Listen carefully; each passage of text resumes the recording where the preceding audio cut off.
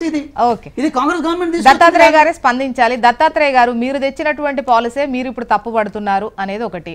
ఈ నిన్న మొన్న ఈ కార్ రేస్ కు సంబంధించి కొంచెం వ్యవహారం నడుస్తోంది కదా, సో ప్రజల దృష్టి మళ్లించేందుకే ఈ 5 లక్షల కుంభకోణం అన్నటువంటి ఒక లైన్ ఎత్తుకున్నారు అనేది Congress version. Good morning Joshna గారు, మీకు హెచ్ఎంటీవీ ప్రేక్షకులకు ప్యానెల్ లో ఉన్నటువంటి శ్రీరన్నకు తమ్ముడు వెంకటకి నమస్తే.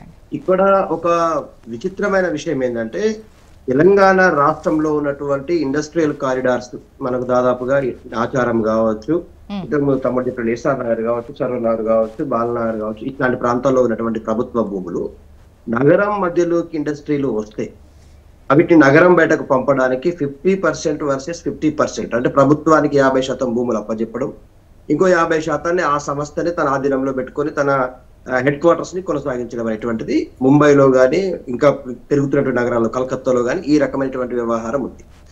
మా ప్రభుత్వం ఉన్నప్పుడు కూడా మేము ప్రభుత్వం ఆధీనంలో ఉన్న ఇండస్ట్రీస్ ల్యాండ్స్ వైపు మేము వెళ్ళలేదు. ప్రభుత్వ ల్యాండ్ ఎక్కడైతే ఉంది, ఫర్ ఎగ్జాంపుల్ ఉప్పల్ బగాయత్ లో ల్యాండ్ ఉంది, దాన్ని ప్రభుత్వ రేటు ప్రకారం మేము జీవోలు మార్చి ప్రజలకు న్యాయం చేయాలా, లేకపోతే ప్రభుత్వంలో ఉన్న పెద్దలు దొబ్బుకొని తినాలనే ఉద్దేశంతో కాదు, ప్రభుత్వంలో ప్రజలు భాగస్వాములు ప్రజలకు న్యాయం చేయాలనే ఉద్దేశంతో గచ్చిబౌలిలో కానీ లేకపోతే ఉప్పల్ బగాయత్ లాంటి ప్రాంతాల్లో కానీ మార్కెట్ రేట్కు వాటిని చేసినాం. మేము మార్కెట్ రేట్ ప్రకారం అమ్మి మార్కెట్ రేట్ ప్రకారం వచ్చినటువంటి డబ్బులు ఒక్కొక్క దగ్గర ఎకరా 70 కోట్లు పోయినటువంటి పరిస్థితి కూడా మనం చూసినాం.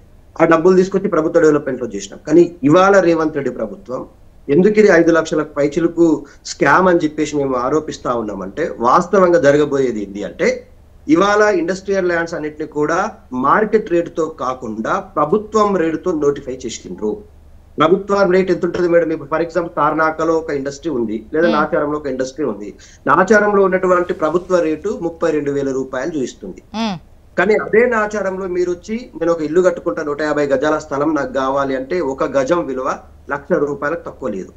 అంటే ఇవాళ 1,00,000 రూపాయలు విలువ చేసే మార్కెట్ భూమిని కేవలం 32,000 రూపాయలకు లేకపోతే 22,000 రూపాయలకు 12,000 రూపాయలకు కోడ్ చేసి ఇవాళ ప్రభుత్వంలో ఉన్నటువంటి ప్రభుత్వ అనుచరులు అయినటువంటి వాళ్ళ బ్రదర్స్ కావచ్చు, లేకపోతే ఇంకా ప్రభుత్వ పెద్దలు కావచ్చు, దాని వెనకాల గుట్టుచప్పుడు కాకుండా భూములను కబ్జా చేయాలా కాజేయాలనేటువంటి ఉద్దేశంతో ఉన్నటువంటి దత్తాత్రేయ గారు, ఒకవేళ అంటే ప్రభుత్వ రేటు ప్రకారం అట్లా లేదు మార్కెట్ రేటు ప్రకారం ఇట్లా అంటే మార్కెట్ రేటు ప్రకారం వేసుకున్న 5 లక్షల కోట్లు అవుతాయా? 100% అయితే మీరు క్యాలిక్యులేట్ చేయండి. 9,740 రోడ్స్ పోతాయి, పార్క్స్ పోతాయి, నేనేమంటున్నా 9,292 ఎకరాల పారిశ్రామిక కారిడార్ భూములను ప్రభుత్వం దారాదత్తంగా ప్రైవేట్ వ్యక్తులకు అప్పచెప్పడానికి జీవో నంబర్ 2813 తీసుకొచ్చారు. దీంట్లో ఉన్న లోపాయకార ఒప్పందం ఏందనేటువంటిది స్పష్టంగా ప్రజలకు అర్థమవుతుంది. భూముల కేంద్రంగా రాజకీయం చేస్తా ఉంది రేవంత్ రెడ్డి ప్రభుత్వం. మనం గతంలో చూసినాం, కంచె గచ్చిబౌలి భూములు, హైదరాబాద్ సెంట్రల్ యూనివర్సిటీ భూముల విషయంలో ఎంత తతంగం చేసింది, ఏ స్థాయిలో భూములు లాక్కునే ప్రయత్నం చేసిందో చూసినాం. అట్లాగే లఘుచర్ల విషయంలో ఉన్న ప్రభుత్వ భూములను కూడా ఏ విధంగా లాక్కొని అల్లుడికో లేకపోతే వియంకుడికో అప్పచెప్పాలనే ప్రయత్నం చేసిరు ఫార్మా కంపెనీ పేరు మీద.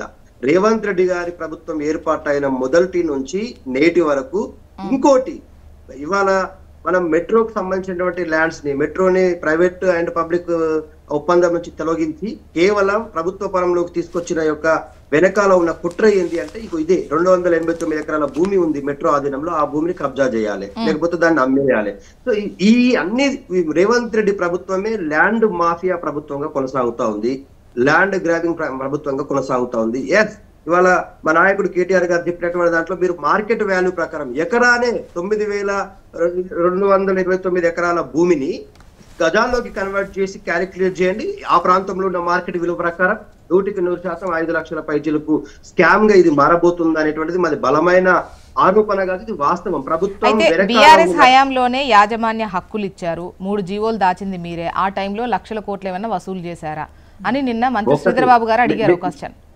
శ్రీధరబాబు గారు అడిగిన దానికి చెంప చెల్లుమనే సమాధానం మేము ఏం చెప్తా ఉన్నామంటే, మేము జీవోలు మార్చిన మాట వాస్తవమే, కానీ మార్కెట్ రేట్ ప్రకారం భూములను ప్రభుత్వం నుంచి ప్రైవేట్ వ్యక్తులకు వేలం రూపంలో ఇచ్చినాం. మేము ఇట్లా దొడ్డిదారున ప్రభుత్వ భూమి రూపంలో ఇచ్చేసి ప్రభుత్వ రేటు ప్రకారం కోడింగ్ చేసి లోపాయికార ఒప్పందాలు చేసుకుని అప్పచెప్పలేదు బిల్డర్లకు, కన్స్ట్రక్షన్ చేసేటువంటి వాళ్ళకు, లేకపోతే భూ వ్యాపారాలు చేసే వాళ్ళకి మేము ఇవ్వలేదు. మేము ఒప్పుకుంటా ఉన్నాం, ప్రభుత్వ భూములు ఎక్కడ ఉంటే ప్రభుత్వ భూములు నాట్ ఇండస్ట్రియల్ కారిడార్స్, గుర్తుపెట్టుకోండి మీరు. మేము ఇండస్ట్రియల్ భూముల వైపు పోలేదు, ఒక్కటి నిరూపించినా కూడా మేము దేనికైనా సిద్ధం. మేము కన్వర్ట్ చేసి ప్రభుత్వ ఆధీనంలో ఉన్న భూములను నోటిఫై చేసి ప్రభుత్వానికి ఎక్కువ ధర పలికే ప్రాంతంలో ఉన్న భూములు, ఈవెన్ తో ఆదిలాబాద్ లో హౌసింగ్ బోర్డు కార్పొరేషన్ లాంటివి ఏర్పాటు చేసి అక్కడ వెంచర్స్ ఏర్పాటు చేస్తున్నాం. హౌసింగ్ బోర్డు కార్పొరేషన్ ఆధ్వర్యంలో వెంచర్స్ ఏర్పాటు చేసి అక్కడ ఉన్నటువంటి మార్కెట్ రేట్ ప్రకారమే ప్లాట్లను అమ్మించి కలెక్టర్ గారి ఆధీనంలో ప్రజలకు ప్లాట్ల రూపంలో ఇప్పించినాం. వాటిని అద్భుతమైనటువంటి వెంచర్స్ గా డెవలప్ చేసినాం. మేము ఆ విధంగా ప్రభుత్వ భూమిని మార్కెట్ రేట్ ప్రకారం అమ్మి ప్రభుత్వానికి ఆదాయం చేకూర్చినాం. కొన్ని ప్రాంతాల్లో ఇండస్ట్రీస్ ఏర్పాటు చేసినాం, కొన్ని ప్రాంతాల్లో ఇంకా వేరేలాగా ఏర్పాటు చేసినాం తప్ప ఇంకెక్కడ కూడా మేము ఈ ప్రభుత్వ భూములను మిస్యూజ్ చేయలేదు. ఎక్కడ మీరు ఏ చర్చకు పెట్టమన్నా సిద్ధం మేడం జ్యోత్స్న గారు. కానీ ఇవాళ ఈ ప్రభుత్వం మార్కెట్ రేటుని దాచిపెట్టి ప్రభుత్వ రేటుని నోటిఫై చేసి జీవోలో చాలా స్పష్టంగా మెన్షన్ చేసింది ఏ ప్రాంతంలో ఏ రకమైనటువంటి భూ విలువలు ఉన్నావు అనేటువంటివి. ఆ భూ విలువల ప్రకారం ప్రైవేట్ వ్యక్తులకు అప్పచెప్పే ప్రయత్నం చేస్తా ఉంది. 100%